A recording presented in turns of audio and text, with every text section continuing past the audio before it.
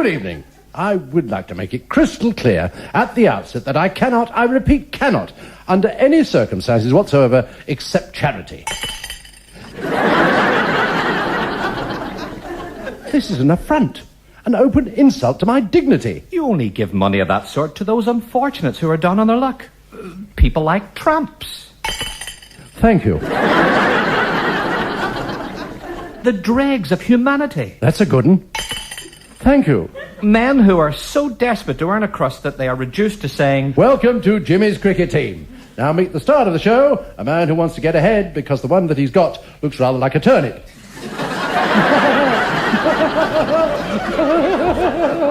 Oh, it's very funny, that is. Wants to get ahead because the one that he's got looks rather like a turnip. Oh, very good. Well, here he is. Jimmy Swede, cricket.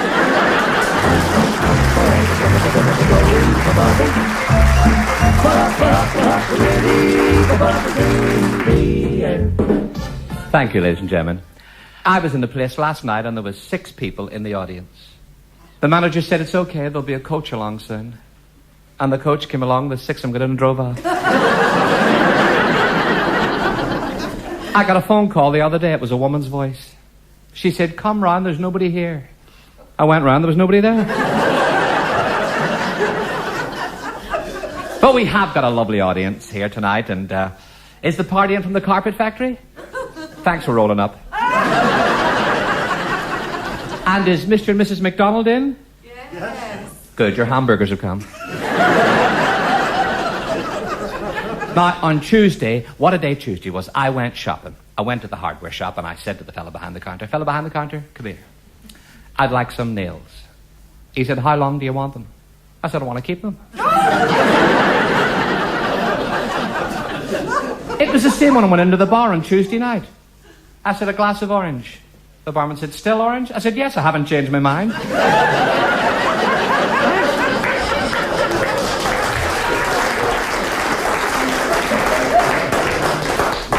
But that's what I mean. The worst of all was Thursday. I ran into the chemist. I said, "Have you got anything for hiccups?" And he smacked me on the nose. I said, "What did you do that for?" He said, "You don't have any hiccups now." I said, "No, but my uncle out in the car still has."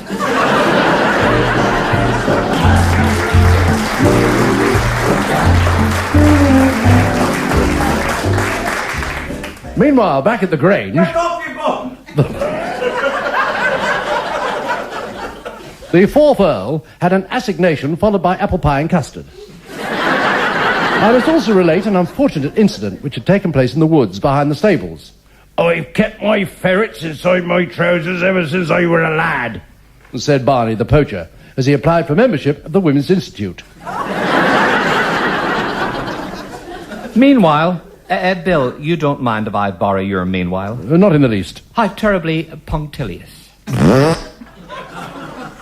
What was that? I'm sorry, we didn't have the music from Gone with the Wind.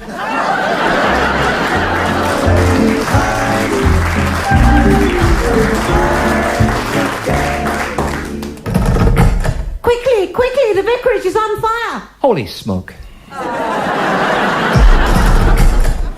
Quickly, there's a lady outside with a basin full of custard, jelly, sponge cake and mixed fruit. Don't be bothering me with trifles. Which brings us nicely to Potty Poet's Corner. Ladies and gentlemen, Ode to the Cuckoo by Crawford Lawford. Cuckoo, cuckoo, cuckoo. Sings the bird as it flies o'er the brook. As it flies backwards, it gently sings. Oh, cook, oh, cook. The Open Road by Hadley Cradley. Old Meg, she was a gypsy and lived upon the moors. Her bed it was the brown heath turf, and the dew soaked through to her... Leave the Potty Poet's Corner at once. How Still the Summer by Milton Hilton. "Dance to me, my pretty maid, dance while the firelight flickers." And you can join him.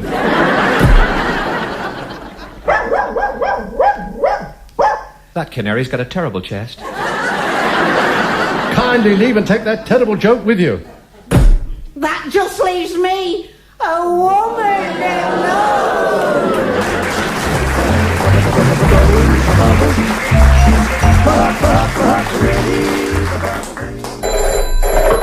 7-day car wash. It's me. Goodbye. Don't put the phone down, I'm cured. That'll be the day. You're man mad. I've told you I'm cured. I've been to see a psychiatrist. He's cured me, so you've nothing to worry about. You should have done that years ago. I wish I had. What happened? A brilliant man, brilliant. He told me to lay on the couch. And what did he say? You're squashing me. You haven't changed a bit. He was only a lad, just out of university, and I was his first ever patient. Was he fully qualified and knew what he was doing? He did by the time I'd finished with him. The poor man. What about his practice? I said he could practice on me any time he liked. You should have let him do the job he'd studied for. I did. He said he was going to put me into a deep sleep. And did he? He was asleep before I was. He was knackered. Have you not got one scrap of self-respect? No. He was a young, healthy, well-built lad. He used to play rugby and he was like a savage, an untamed beast of the jungle. Stop this, I pleaded. After 2.5 hours. 2.5 It hours? was pure lust, out-and-out lust mixed with the pangs of desire. I don't want to know about What it. with that and the surge of the hot blood in a torrent of desire, he had the urge and the surge against which a woman is helpless. You animal, you fiend, I whispered. Oh, I was drowning in a sea of uncontrollable desire and passion, and I didn't have a life belt. He had arms, the chest and the thighs. Oh, the thighs on him. Oh, hang on, Wally, have a sip of water. Just tell me how it all ended and let's get this over with. The upshot of it all is that I've got to go to hospital twice a week. Well, what's wrong with you? Me? I'm as fit as a boarding house flea. It's the psychiatrist. He's got 4 broken ribs, a dislocated elbow, bruises all over the place.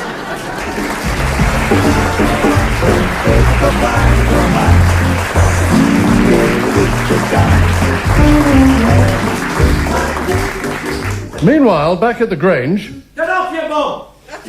the aged Dowager Marchioness was looking at photographs of her youth. She'd taken them while he was doing press-ups. As yet, the Dowager was still unaware that Sir Toby had been rushed to hospital after trying to play the accordion in the bath.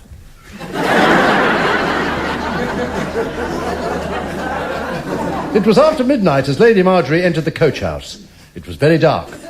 "My darling, I got away from Lord Hubert as soon as he was asleep, and I do love you."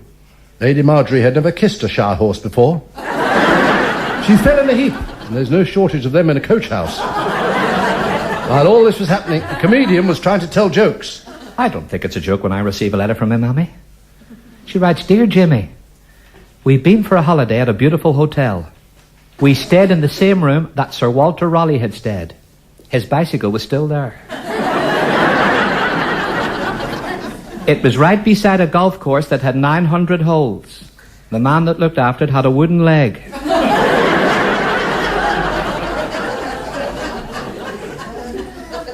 There's no stopping your big Aunt Nora with her hip replacement now that she's got her confidence back. The other night at the dance in the village hall, she did the boompsie-daisy and 6 men had to help her down from the roof of the supermarket. The rhubarb is doing very well this year. If it spreads much more, we might have to move the bed. Last Tuesday, we had a monthly bird-watching outing, which we have every 2 weeks with the Women's Institute. It was the best turnout that we've ever had. There were 28 of us on the window ledge of the hotel and another 14 behind a bush at the back of the sailors' home. It was a very successful bird-watching outing. Miss Peplow found a nightjar on the long grass. It wasn't much use as it was cracked and the handle had come off. Miss Peplow was very upset as she had lost her canary. We all knew where it was, as her first name is Mary and she is an auntie. One of our members crossed a little owl with a peacock. She finished up with a little owl cock. That's all for now. Best wishes, Mammy. P.S. There's more. There's a funny family moved into the village. The girl is knock-kneed and the 2 boys are bow-legged. When they walk down the street with her in the middle, they spell OXO. Lots of love, Mammy.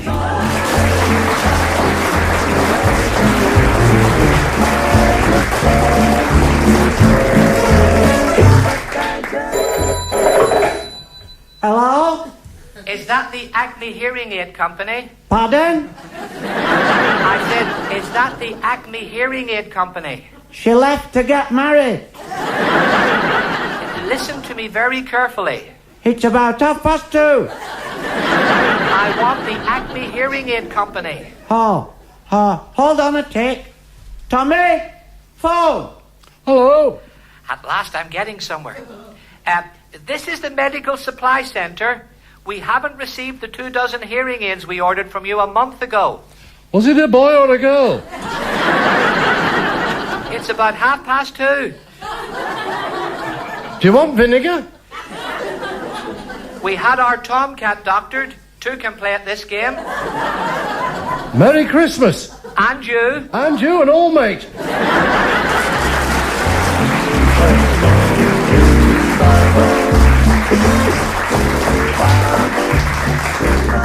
We present Return to Casablanca. Of all the gin joints and all the towns of all the world, she walks into mine. Oh, sorry. I thought it was the gas board.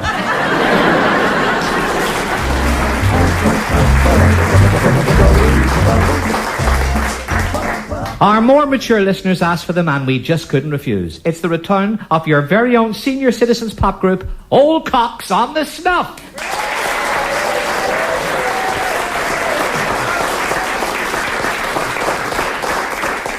Lovely to see you all looking so fit and well. And raring to go with popular refrains of the day. It ain't what you do, it's the way that you do it. You've got a good memory. I say he's got a... Will you give over, you? I suppose the old folk enjoy community singing. What shall we do with the drunken sailor? I'll have him.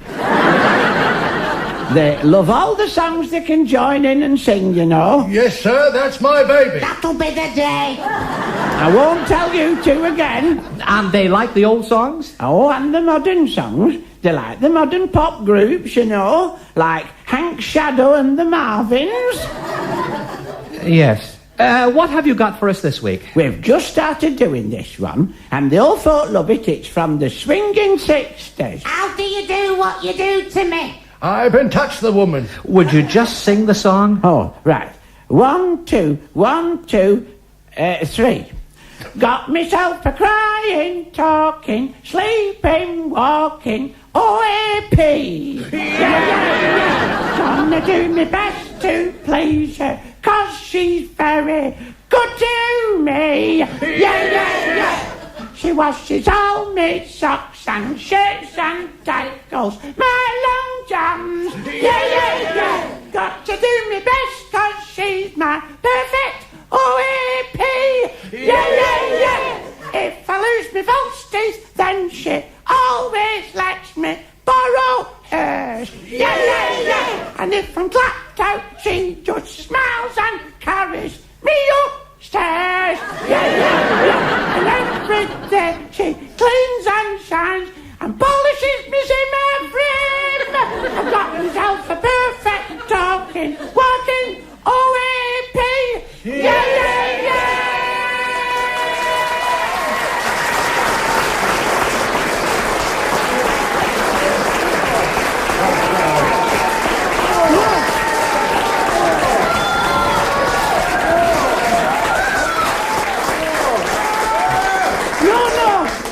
No, hang on. You haven't heard the song we've got to finish off on. We've only just put this in the act. Now, are you ready? 2, 3, 4. Good night, pensioners. We can see you yawning. Good night, pensioners. See you in the morning. From Eden, me and Frankie. Don't get up to any hanky-panky. Good night, pensioners. Good night. Ladies and gentlemen, Old Cocks on the Snuff.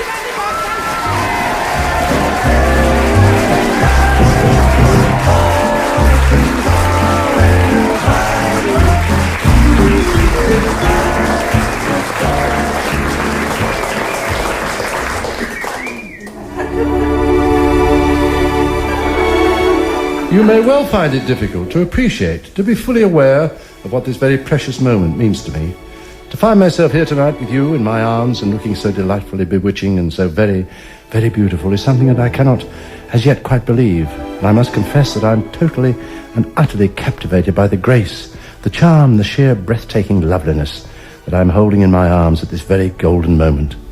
I don't want you to say a word. Just listen and believe with all your heart when I say with all my heart that I love you. I love you. In you I have found something precious, something quite unique.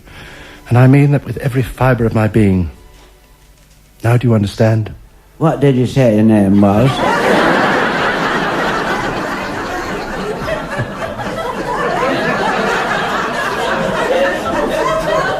I've got a headache. I only came in here to fix the washer in the gents.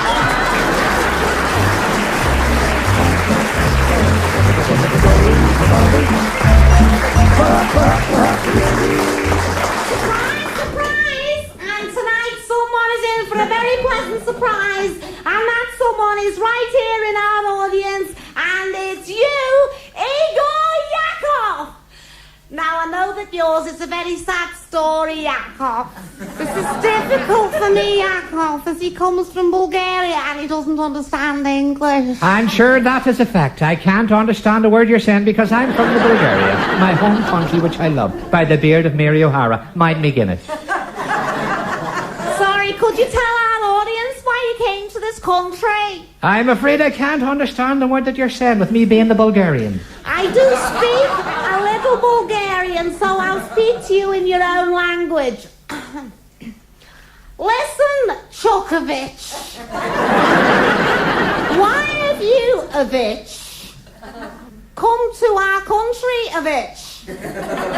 I'm trying to find me brothers that I haven't seen for over 20 years. Why did they leave Bulgaria in the first place? They'd robbed 4 banks. See, and you've searched all over the country and you haven't been able to find them? Me 3 brothers, what I think the world of, and I haven't been able to find them. Igor, surprise, surprise! We have managed to find your brothers and they are here to greet you!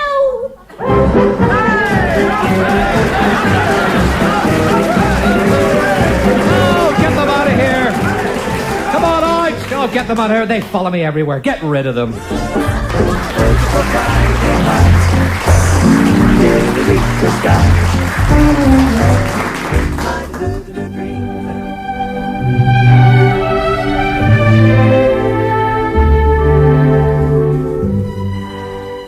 Having followed the dusty ribbon of road through this beautiful Britain, we found ourselves in the equally beautiful village of Alarum Dangle.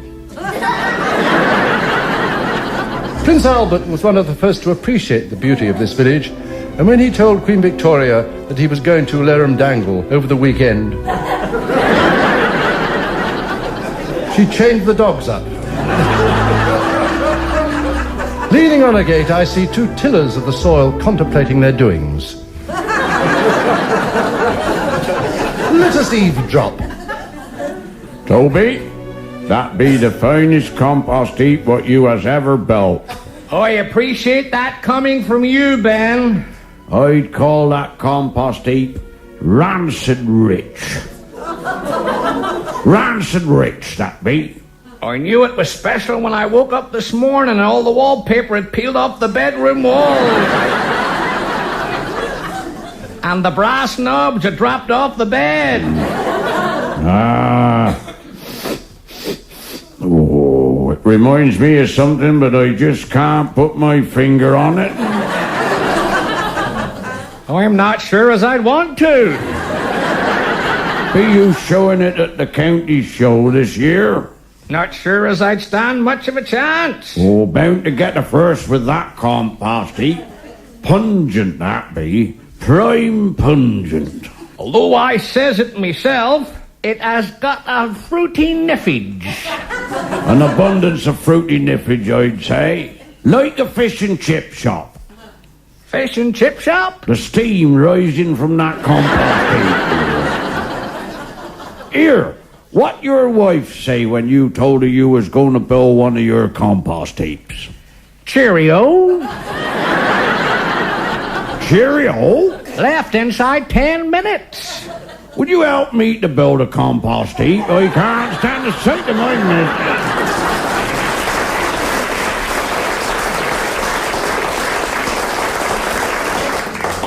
We have now arrived at the entrance to the famous monastery garden. As we enter the monastery garden, we are aware of the peace.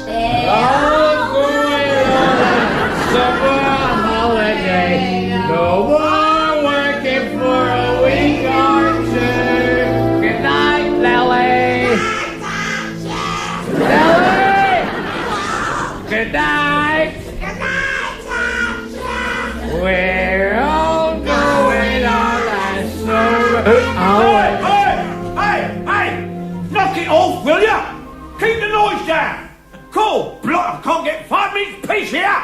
You've disturbed one of the brothers with your shouting and rowdy singing. I was halfway through me Vespers. Halfway through his vespers he was. They'll be stone cold now. Sorry, brother. Just go. Or as we says in Latin, Nipius Oppius.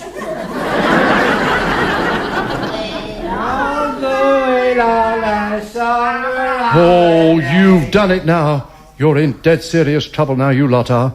It's the head monk. Tell them your monkship. Tell them to shut up and clear off out of this monastery garden. I could if I wanted, but I'm not going to.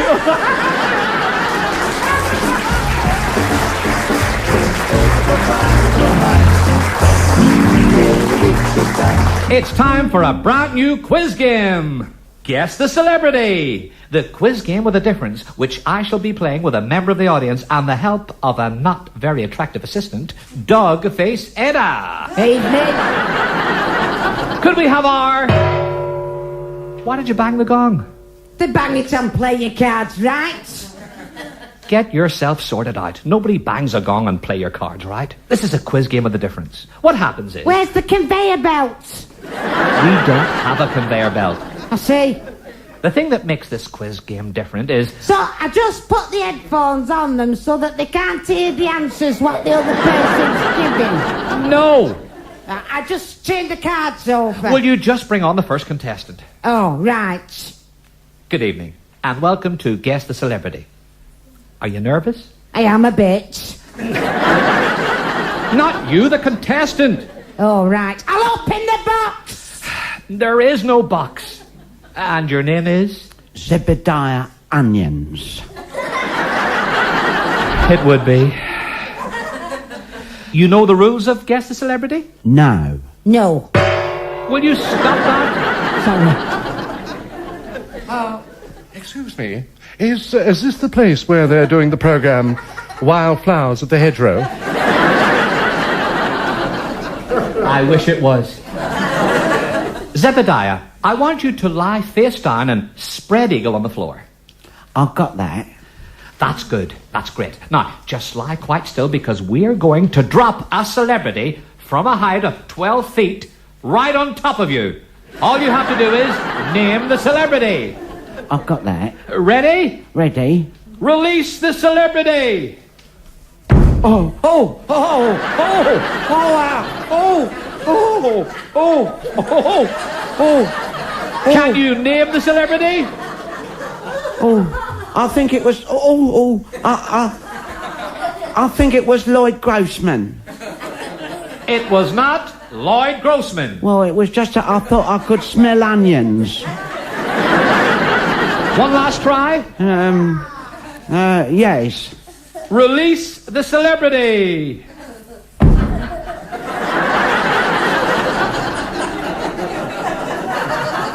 Have you any idea who...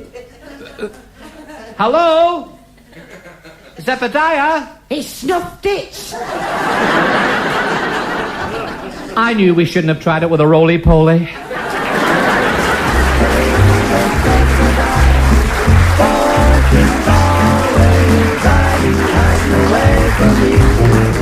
Folks, you deserve the best, and it's my pleasure to introduce you to two of the best. Who else but Daphne and Cyril Billington?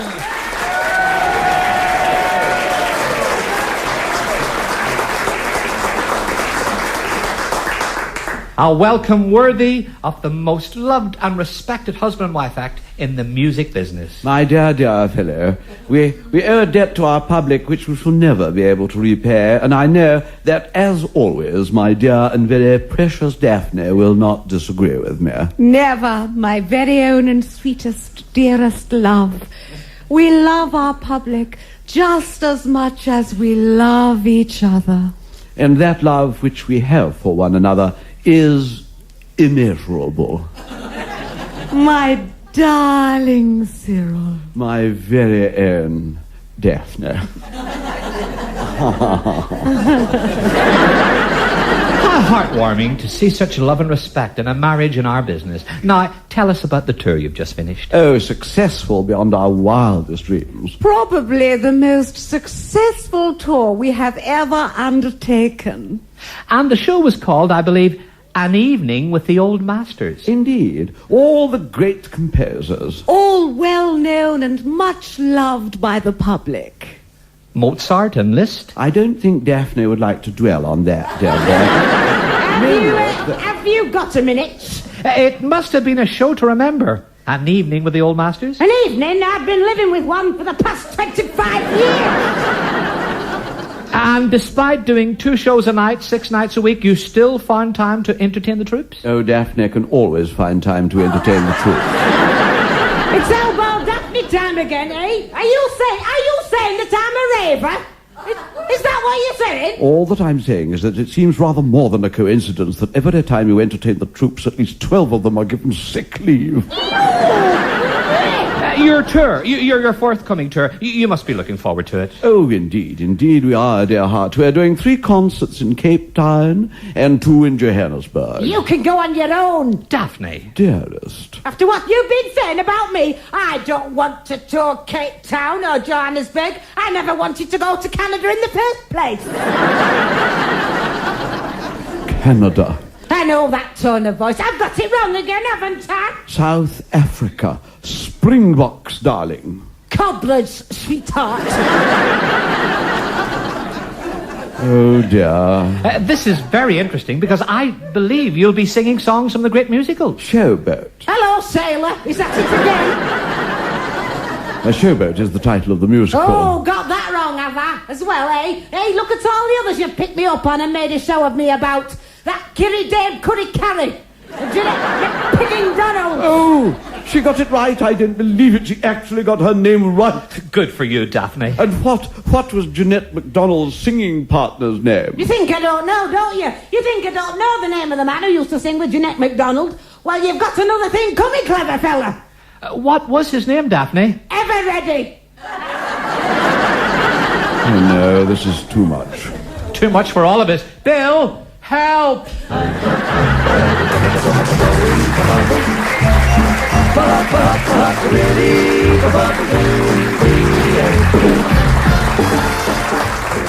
You have been listening to Jimmy's Cricket Team, starring Jimmy Cricket, with Bill Pertwee, Peter Goodright and Noreen Kershaw. The script was written by Eddie Braven. Jimmy's Cricket Team is an independent production for Radio 2 by Mike Craig Enterprises. I'm a retired knit nurse. We both are. I enjoyed it. We both did. Made a change from our tapestry work. And mine. I'm doing a motto to hang over the fireplace. We both are. It says if you want to get ahead, get a knit nurse. I've been wanting to get ahead for years, but I'll never do it with this show. Bye-bye,